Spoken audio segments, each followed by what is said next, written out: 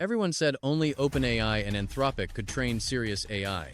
Vincent Weisser raised $130 million betting that was wrong.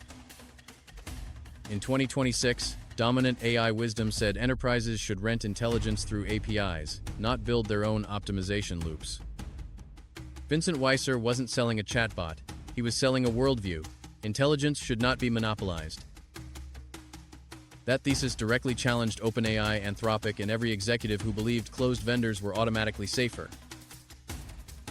Critics didn't call it impossible politely. They called enterprise-owned RL too hard, too risky, too operationally messy. Then Prime Intellect hit a number that looked fake: $100 million annualized revenue in under a year. It also claimed 6,000 customers, turning Vincent Weisser from ideological outlier into a founder markets had to price. This wasn't startup theater anymore. It threatened the business model of centralized AI dependency itself. Prime's stack wasn't one product. It stitched Prime RL, verifiers, environments, sandboxes, deployment, and feedback into one loop. Then the story flipped. Prime Intellect wasn't trying to beat models first. It was trying to beat dependence. To prove that, Prime shipped INTELLECT-2 and INTELLECT-3, including a 100B plus MOE trained with large-scale RL. RAMP became the killer demo. Its custom model ran 27% faster and 4% more accurately than Claude Opus 4.6.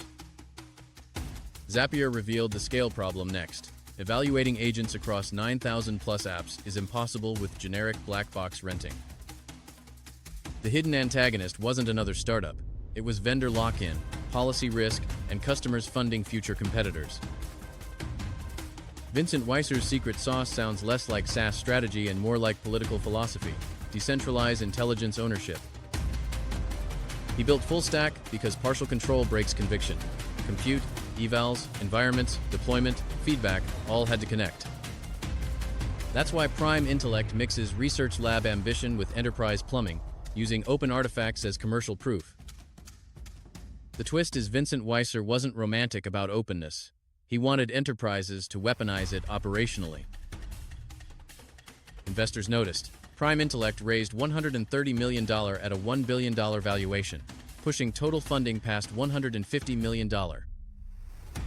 If pre-training concentrated power in a few labs, post-training could redistribute power to enterprises, maybe even states. That's the future shock here.